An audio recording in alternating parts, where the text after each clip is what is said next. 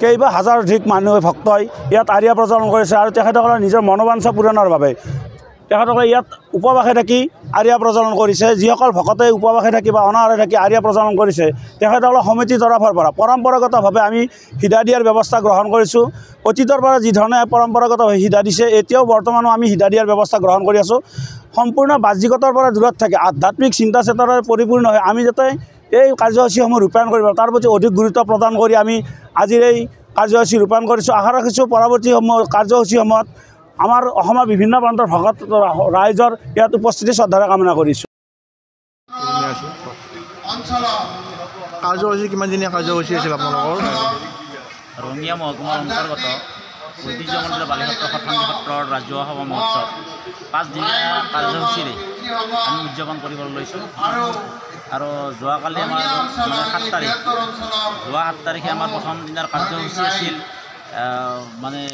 কাৰ্যালয়ৰ দ্বাৰ উন্মোচন, ৰন্ধন গৃহ দ্বাৰ উন্মোচন, লগতে আমাৰ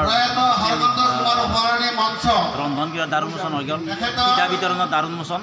তাৰ লগে লগে আমাৰ সকলোৰে পৰিচিত সন্মানীয় ব্যক্তি অসম বিজেপিৰ নৱনিৰ্বাচিত সভাপতি সন্মানীয় শ্ৰীযুত দিলীপ শইকীয়া ডাঙৰীয়াই আমাক ৰাইজৰ মাজত আহি এটা কমেণ্ট দিছিল যে তেওঁ হাই ভল্টেজ এটা লাইট দিয়াৰ ব্যৱস্থা কৰিব। তেওঁৰ প্ৰথমতে যোৱাকালি আহি তেওঁ প্ৰায় 9 বজাত আহি তেওঁ সেইটো উদ্বোধন কৰিছে। তাৰ কাৰণে তেওঁক আমি আন্তৰিকতাৰে ধন্যবাদ জনাইছোঁ। আৰু যিসকল ধৰ্মপ্ৰাণ ৰাইজে সিধা আৰিয়া এইটো কি বস্তু তেওঁলোকে জানিবৰ কাৰণে ইয়াত উল্লা মাৰে আহি মহাপ্ৰভু বংশীধৰৰ চৰণত তেওঁলোকৰ মানৱ সিদ্ধিৰ কাৰণে সেৱা জনায়। আৰু তেওঁলোকৰ মনত যি আশাৰে ইয়ালৈ আহে তেওঁলোকে পূৰণ হয় বুলি এটা প্ৰবাদ আছে।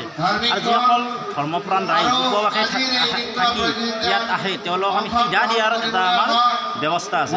এই সিধাত আমি বাঁহৰ চুঙাত মিঠাতেল আৰু মাটিৰ বাচনত ভাত বনোৱাৰ কাৰণে দিয়াৰ ব্যৱস্থা আছে।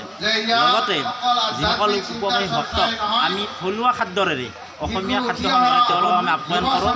তিল পিঠা, নাৰিকল পিঠা আৰু চুঙা পিঠাৰে তেওঁলোকক আমি আপ্যায়ন কৰোঁ। আৰু প্ৰায় আপোনালোকে আজিও দেখা পাইছে কিমান ভক্তৰ আগমন আছে। যোৱাকালি প্ৰায় লক্ষাধিক ভক্তৰ আগমন আছে। আৰু তেওঁলোকক আমি উপবাসী ভক্তক সিধা দিয়াৰ ব্যৱস্থা কৰিছোঁ। হয়তো এইটো পৃথিৱীত মানে ভাৰতবৰ্ষতে নাই। আৰু লগতে আমাৰ যিটো আৰিয়া বুলি কয় বহুতে নাজানে, এই আৰিয়াটো হৈছে তাৰমানে কুমাৰসকলৰ দ্বাৰা নিৰ্মিত মৃৎশিল্পীসকলে বনায়। এই আৰিয়াত আছিল গোলাকৃতিৰ আৰিয়া। চাকি আৰু আৰিয়াৰ মাজত পাৰ্থক্য আছে।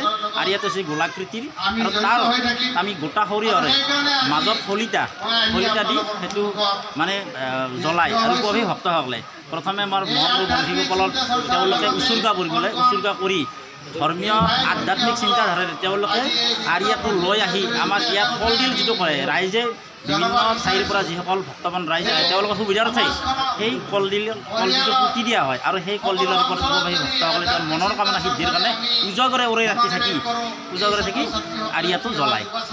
ভক্তৰ ভিৰ কেনেকুৱা? যোৱাকালি কিমান হৈছিল? যোৱাকালি ভক্তৰ লানি নিচিনা লক্ষাধিক ভক্তৰ সমাগম হৈছিল। বিভিন্ন অঞ্চলৰ পৰা আহিছে, অসমৰ বিভিন্ন অঞ্চলৰ পৰা ঠাই বুলিয়ে নহয়, ভাৰতবৰ্ষ নহয়, অন্য ভাৰতবৰ্ষৰ বিভিন্ন ৰাজ্যৰ পৰা যিমানে দিন বাঢ়ি গৈ আছে সিমানে ভক্তৰ সমাগম বাঢ়ি গৈ আছে। মাজে সময়ে আমি শুনিবলৈ পাওঁ এখন সভাখনৰ মাহাত্ম্য কি ক'ব? মাহাত্ম্যৰ ওপৰত কি ক'ব আপুনি? মাহাত্ম্য যিসকল ভক্তবান ৰাইজে মনত তেওঁলোকৰ যি ভাবি আহে সেইটো ইয়াত যদি ভগৱানৰ ওচৰত প্ৰণামত জনায়, শুদ্ধ মনেৰে ভগৱানক সেৱা জনায়, সেই তেওঁৰ মনৰ কামনা পূৰণ হয় বুলি এটা প্ৰবাদ আছে। হয়, কিমান দিনীয়া কাৰ্যসূচী আছিল আপোনালোকৰ? আমাৰ 5 দিনীয়া কাৰ্য আছিল। যোৱাকালি আমাৰ গুণ বুলি কয় সেইটো মই ক'লোৱে আপোনালোকক। আজি আমাৰ দ্বিতীয় কাৰ্য হৈছে। দ্বিতীয় কাৰ্য হৈছে আমাৰ আধুনিক নৃত্য প্ৰতিযোগিতা আছে। যোৱাকালি নাম আছে। আৰু পৰহিলৈ আমাৰ সাংস্কৃতিক সন্ধিয়াৰ বিশেষ আকৰ্ষণ নীল আকাশৰ দ্বাৰা গীত পৰিৱেশন কৰা হ'ব। আৰু 5 দিনীয়া কাৰ্যসূচীৰ নাম আছে। আৰু সেইদিনা আমাৰ ধৰ্মধ্বজা নমাই দি আমি সভা সমাপ্ত হ'ব বুলি। শেষত ভক্তবান ৰাইজক কি ক'ব? ভক্তবান ৰাইজক এইটোৱে অসমৰ ৰাইজক মই এইটোৱে আহ্বান জনাম যে আপোনালোকে বালিসত্ৰ সত্ৰাংগী সত্ৰৰ ৰাজহুৱা সভা মহোৎসৱলৈ আহক।